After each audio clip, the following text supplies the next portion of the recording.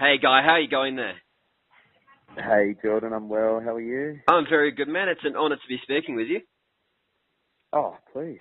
That's very nice of you to say that. That's all good, man. Yeah, well, you're a household name, mate. I had a plant named after you when I was younger, so... Oh, nice. We had a bush out the front with the giant fro going, so Mum named it Guy Sebastian. So there you go. You've got a bush somewhere in Elizabeth after you. Oh, that's very good. I've got a mate in Adelaide, actually, who we call Fridge, and he's quite a well-built lad. Yeah. So Bush, I don't think is as bad as Fridge. I'll take Bush. That's fine, mate. All good. We are well built in Adelaide, aren't we? Absolutely. Well, it's a good place to, I guess, to get good food, and it's very easily to get well built in Adelaide. Yeah, definitely. Well, we've got to learn to look after ourselves, and mate, over the years, we can definitely tell you've done that, which is good. And yeah, so you're keeping well? I'm keeping good. Yeah, sort of. It's funny. I was in the car before, and I've been doing quite a bit of promo and stuff, obviously for the new single and a few other things. And yeah, I've been getting a few comments. Whenever I'm out in public, I get it. I reckon every day I just get it. People just going, you've lost weight, or you look, you don't look as fat as I thought you'd be. Is that an insult or a compliment? That's what we got to think about it. Exactly. Yeah. Well, I grew up with really honest aunties. They would always comment on your weight every time you wouldn't see them for like a year or something, and they'd see you and they're like, "Oh, you've been eating a lot, huh? I can see you've been eating very much." So I love the accent drop, mate. Good. Oh, thanks, mate. So I grew up with a tough skin, but it's I had to do a men's health cover just towards the end of last year, so it sort of made me get fit. I'm not really the sort of take your top off sort of bloke, so it was a bit of a nerve-wracking thing. So I ended up actually getting quite fit. I've worked pretty hard. It was brutal. It was like I didn't have a drink for 12 weeks. I didn't have a grain of rice or like a little bit of pasta or anything. I was no carbs, no sugar. I sort of quit any sort of soda or anything, and then I was working out real hard every day. Didn't miss a session for 12 weeks, which was pretty good for me, and that's ended insane. Up getting quite fit. Yeah, mate. So before you go to the gym, what's the routine? If we're going on before I go the new single. Usually I'll like get heaps of coffee into me, because it's usually in the morning that I go, and I'm always feeling like not going, and so if I just slam a few coffees down, I get that little caffeine hit, and it sort of gets me going on the treadmill, and I don't get as apathetic. No, that's all right. So what's the brew then? Are you mocha? What do you take? I know there's a lot of different names for coffee, so. Oh, this is people are going to judge me for this drink, but I can't drink milk. I've got like a intolerance to lactose, which is I'm a bit boring. like that myself, but I can down like 7,000 iced coffees each morning.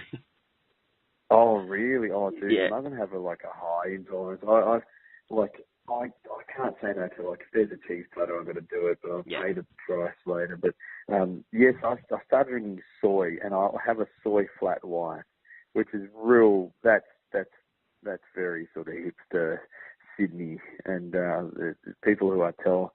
Whenever I order coffee in Adelaide around my Adelaide mates, I'm like, oh, I don't want to be judged. Well, being the name that you are, mate, and how people have grown up with you, do they still get your name wrong at Starbucks, or is it just simple?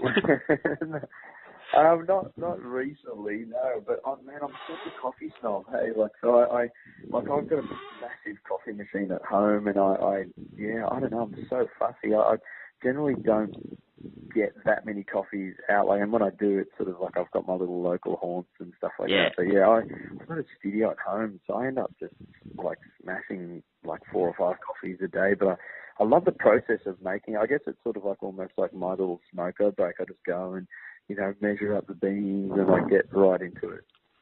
So is it pinky up or pinky down when we're drinking? I've got to think about that. pinky up, I reckon. Nah, Why pinky not? down. You've got to be that little bit fancy. I'm making the hand right now, so I reckon pinky down. Yeah, no, I like it, mate. Definitely. Well, I got Guy Sebastian to work out if he uses the pinky or not. That's good.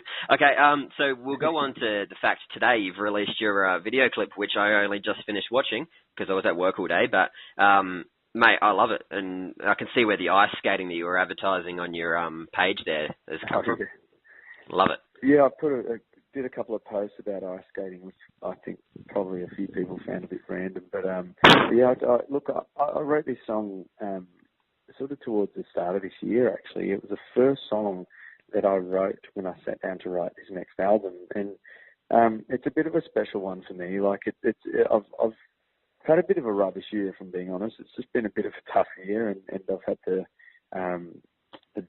just sort out a few things that not that many people know about, and it's been a bit of a, it's just been tough, and I just Jules and I are like, I just want this year to be over, and it's weird because there's also been some there's been some good, heaps of good stuff that's happened, and I just got announced as the next voice coach, and my tour was all sold out. I've had some great stuff, but then I've had some real tough stuff to sort of battle through as well, and so I wrote this song as just a bit of a reminder to keep powering, and that no one sort of can decide for me when it's over, or no one can decide for me that I'm not good enough, or that my time is over and I'm done, or no one can decide my fate, and so I don't know. Whenever I sing this, I always get a bit of emo, and so I wanted the video to reflect that as well. So it's a pretty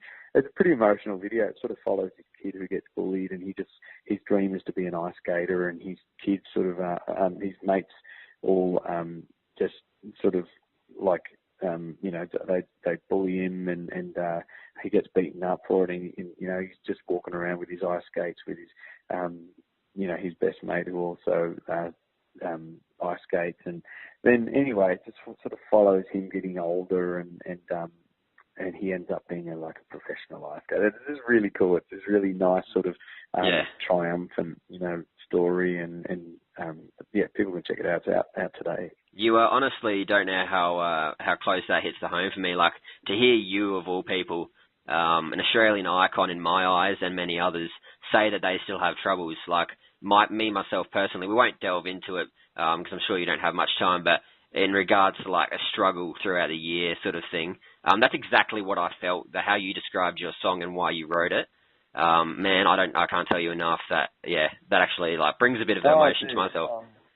So thank you, because that's what I felt when I heard it. That's made my day. So that's why I write songs. It's not just for my own processing. Music's it's a beautiful thing. It helps people, and I think about the moments in my life where music is just it's got me through. It's just sort of been, or it's at least been that thing that that just can make sense for me, or it can help me process stuff,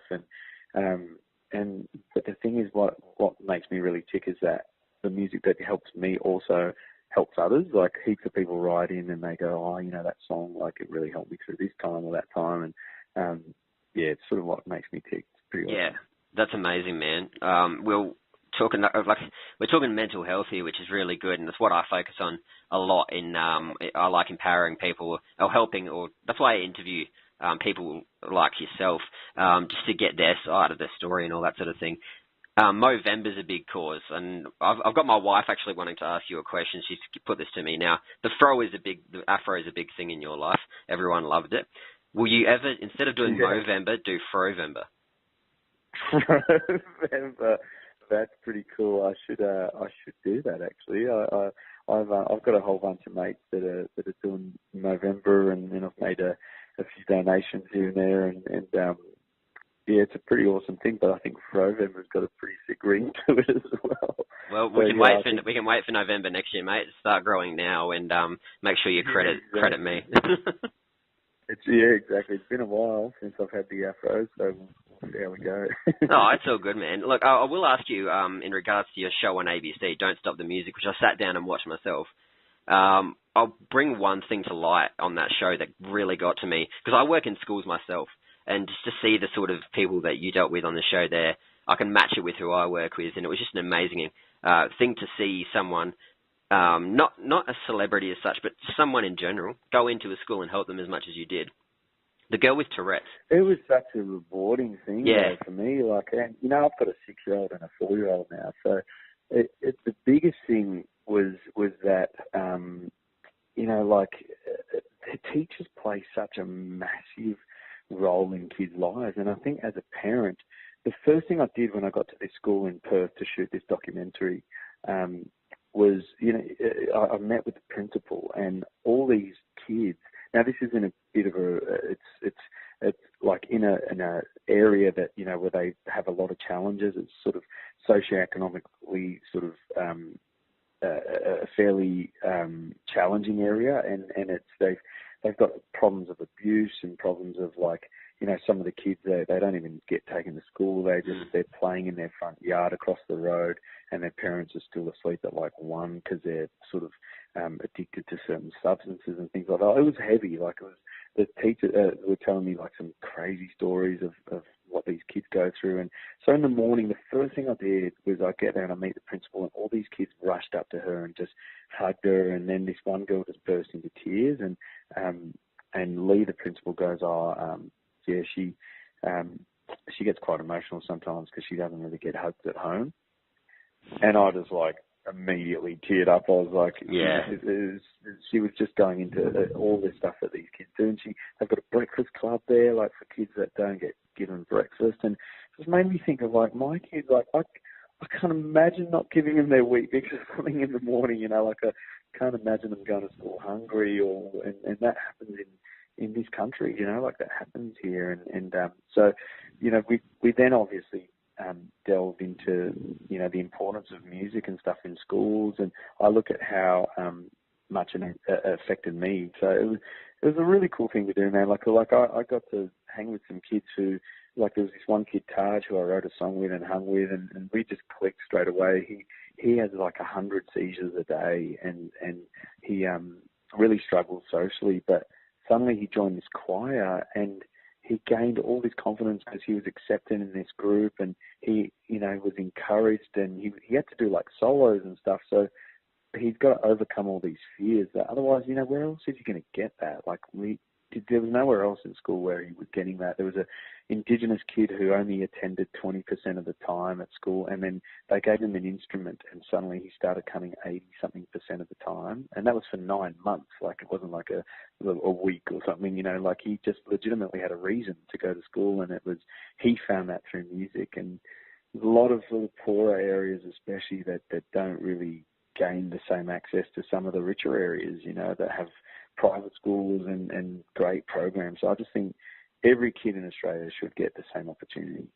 Well, thank you very much for bringing that to light on the documentary and being a part of that, man. Like, it's just crazy. Well, for you to take time out of your life, and you were saying before about having, so it was filmed early this year, yeah? Was it? It was actually filmed like throughout the year. Yeah, I started, I think, in January. Yeah.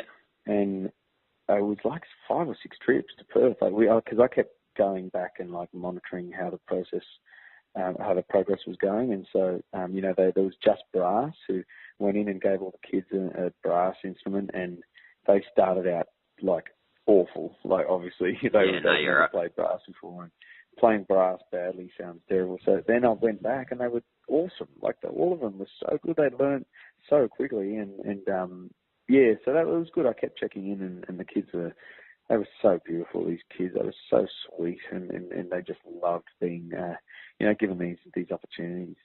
Yeah, and it would have helped you as well, in the sense, as you were saying, in regards to like having struggles yourself, to see that sort of thing come out, and well, you played a part in that. It's quite an amazing effort. And that's what I feel when I work in schools every day.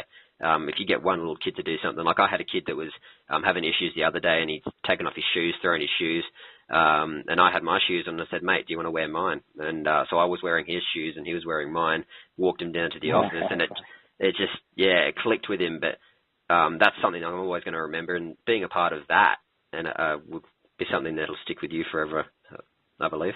Yeah, absolutely. And you just never know what anyone's going through. So it's always good to just try and always show love, in any way we can.